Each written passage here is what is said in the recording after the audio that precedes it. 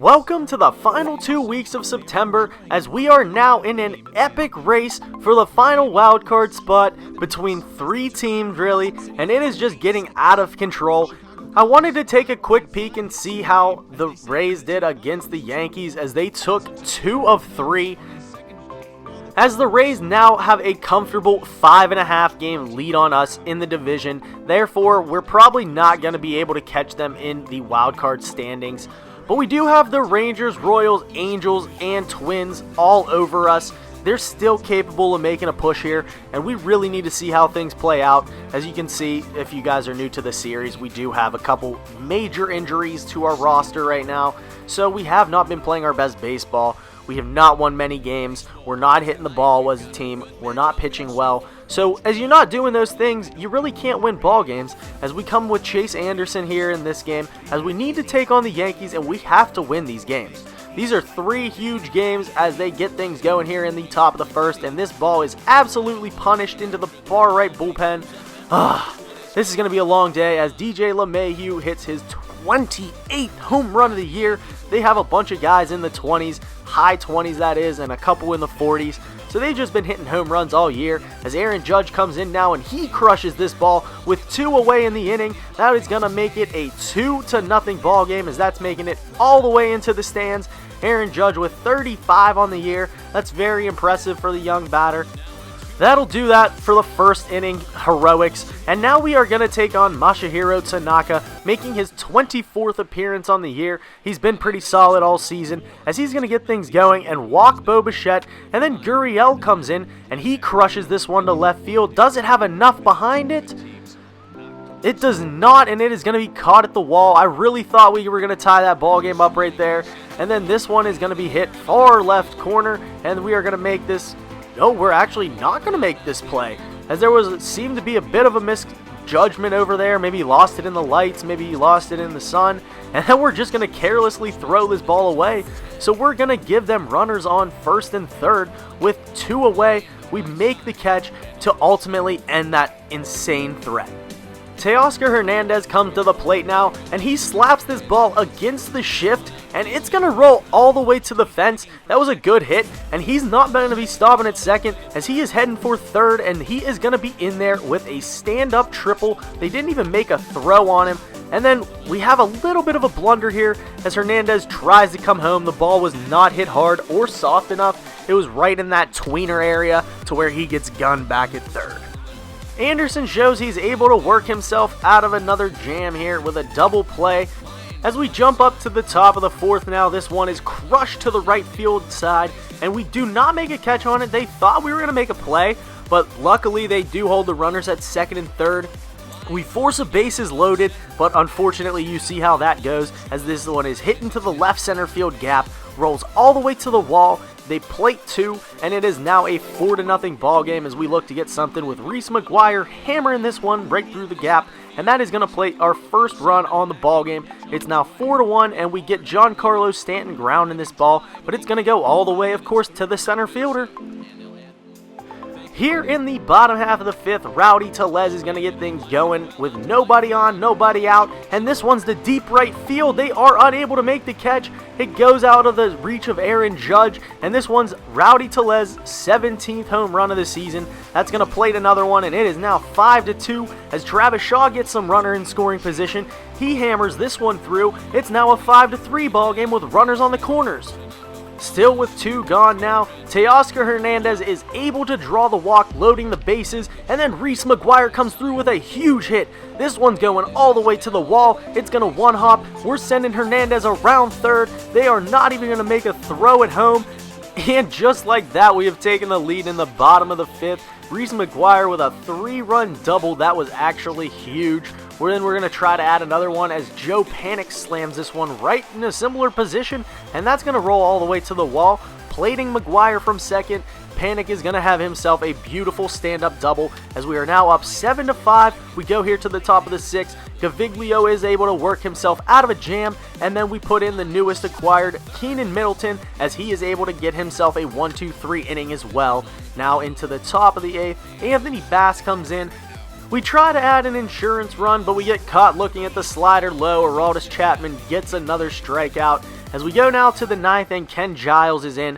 He is looking for his 37th save of the season. Has no one on, no one out, and we get a nasty swinging strike out of Judge. And then Gleyber Torres comes in, and he's going to hammer this ball to right center field. We have him played over there a little bit. That was just due to the shift. That's the right fielder making that play in right center field. And we are going to do this. We get the Game 1 win. A massive 5th inning where we plated 6 runs was the story in this ball game, as Anderson is only able to work 3 innings really, and we have to go to the bullpen. Hopefully the guys are still rested up for this weekend series going on, as we have Garrett Cole coming the next day. So we are going to move Trent Thornton, and we are going to give Ryan Baracki, he was one of our September call-ups, we are going to give him a start here in game number 2. I just kind of felt like he needed to make his first appearance on the year, as he came up last year through 2 games with 3.55 ERA, 12.2 innings of work. Not terrible, not great. He had a little bit more of a resume the year before, but he's going to get things going here in the top half of the 1st. With a runner already on second base, he is going to give up back-to-back doubles, and that one is going to make it a 1-0 ball game. And then this one is absolutely crushed to left center. It is gone 100% into the upper deck. It drops down, and that is Torres' 37th home run of the year. As you know, they can hit the ball and hit it a ton, as this one is deep to dead center. And there it goes again. That is the 2nd home run of the inning, and that one is a 2-run shot by Gary Sanchez, his 23rd of the season, and that is going to do it all, as Trent Thornton is going to be pitching today. We weren't thinking he was going to be getting it. He was supposed to be having an off day, but he comes in, and his first batter is Luke Voigt, and he's sending this one to right field. It just scrapes over the wall, and unfortunately the first batter that Trent Thornton faces on the day is also a home run. So he's not having much better luck according to plan, and then we do go now to the bottom half of the inning where Garrett Cole steps in against Bo Bichette to get us going, and Bo Bichette sends this ball to deep left field. Does he have a home run himself? Yes, it gets over into the pen, as it is now 5-1. That is the 4th home run here in the 1st inning, as the ball is leaving the park like it's in England right now. As Lourdes Gurriel comes in, he's going to shoot this one to center field. That one's tailing over there, but it is going to get out of here as he crushed that ball. Garrett Cole left 2 pitches hanging, and that's Gurriel's 28th, 433 feet. It is a 5-2 ball game, as at least we're able to get something going here. Now in the 6th, it is a 6-2 affair, and then we get another one swinging. That one's absolutely crushed. We go back to back, 1 out, and then another home run, a 447-foot shot for Guerrero Jr. That is his 18th of the year, and hey, we're threatening now. It's a 6-3 affair. They're ramming this ball down our throats still, and that one's getting all the way to the wall in left field. That's going to plate yet another. It is a 7-3 ball game. Runners on the corners, still nobody out. We work ourselves a double play. A run does score, but it is an 8-3 ball game, and we are trying to get another one here as we hit this one right through the second baseman's gap. Bases loaded. Gurriel up again, sends this to deep left center field. It's going to one-hop the wall. We're scoring 2. Are we going to go for a 3rd? No, we hold Bichette at 3rd, and that is a nice double for Gurriel. In comes Rowdy Tellez, and he's going to punish this one to right field. Does he have enough? It's over. Judge doesn't make the catch. That's a 3-run shot, and we have now taken the lead. Rough and Rowdy Tellez, a 3-run bomb, his 18th of the year. That one was absolutely crushed. And when you thought we couldn't come back, it's now a 10-8 ball game, as Reese McGuire is still not finished. He plates another. It was only the 2nd inning, and it was an 11-8 affair. This one's deep to right field, and it is going to be gone for Aaron Judge. That's going to be a 2-run homer, his 36th of the season. He has just been a Blue Jay killer, so we bring in Wilmer Font to face Giancarlo Stanton, and the result's pretty much the same. I believe that's the 8th home run of the ball game. We hit 6 within the first 2 innings, and then another 2 homers in this inning, and that one is going to give them the lead again. As we get this ball to deep left field, there's number 9 in the game. Holy cow, that's the 9th combined home run between the two teams. Teoscar Hernandez, his 16th. What a welcome back to the Blue Jays. And it is now a 13-12 affair as, oh my goodness, but you guessed it, another bomb to left center field. That's in the upper decks. It is a 14-12 ball game. Gleyber Torres hits his 100th career home run, his 38th of the season, and now it's a 14-2 ball game as Reese McGuire comes in. He hits this one. It crushes off the right field wall. We're sending a runner from second. We're going to get in there, and now we have runners on second and third. And the crafty veteran Joe Panik comes through for the biggest hit of the ball game. That's going to plate Hernandez from third. We have runners on the corners, and this one is crushed to high, deep right field. Is there going to be a play? No, there's not actually. That's a 3-run jack for McKinney, his 13th of the year. And just like that, we have staked ourselves to a 3-run lead. We jump ahead now to the 8th where McKinney is in yet again. He's given this ball a ride to deep right field. Does he have another one? I believe he does. That's in the Yankees bullpen, and that's home run number 2 of the day for McKinney. That is a 377-foot shot. That's going to stake us out to a 5-run lead, adding a few more to injury. It is now 21-15 as they send this ball to the right center field gap here in the top of the 9th. They are going to plate another run to try and make this a little bit more manageable of a game. We throw in a pitching change, and it is now a 21-17 affair as this runner is going to come in, as we just really had no shot on the play as they were just a little too fast around the corner. Then we get a double play here. If the 21-17 ball game is finally over. This looks like a football score in a baseball game, but luckily we get the win, going up 2-0 on the series. We really needed these games. They had 26 hits, the Yankees. We only had 22, as you see Baraki only going a third of an inning, and Font goes 0. So our bullpen is gassed after these first 2 games of this series, having to go deep in both of them. The starters have not made it very far.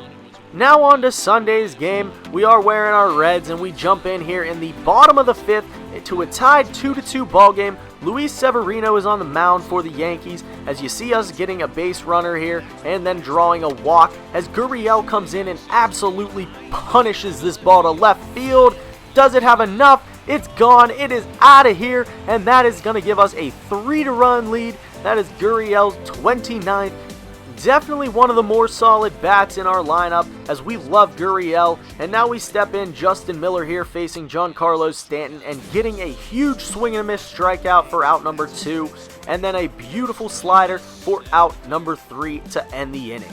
We face Jonathan Holder now here as Joe Panik is going to rip this one to center field. Unfortunately, it is right at the center fielder, so he had to take like maybe 1 or 2 steps. But we do go now to the top of the 7th where we work ourselves a nice double play with runners on first and second. Here in the top of the 8th, they do threaten us with a runner in first base, but we get the double play on Aaron Judge, and that takes us to the bottom of the 8th where Tellez is going to send this right against the shift. He's going to have himself a beautiful seeing eye single, and then we bring in Ken Giles here to try and shut this ball game down for the 38th time on his season. Gary Sanchez hammers this ball right back at him, but we had the shift on, so we're able to make the play over there for out number 2. And then a beautiful fastball placed to the top left corner. We can't decide who's going to make the catch over there, but it is high enough for Panik to go over and make the catch with no trouble. And just like that, we have successfully swept the New York Yankees at home, the final time that we're going to see them in the 2020 season. Statistically speaking, it was a pretty good game, other than the 3-run shot by Gurriel, which was ultimately the deciding factor. We're able to work ourselves into 15 games out of first in the division, and that will put us still in second place. That's good enough for us right now, as that solidifies our spot. Thank you guys for tuning in for another episode, as we are gearing down for the end of the season. Trust me, you are not going to want to miss this regular season finale.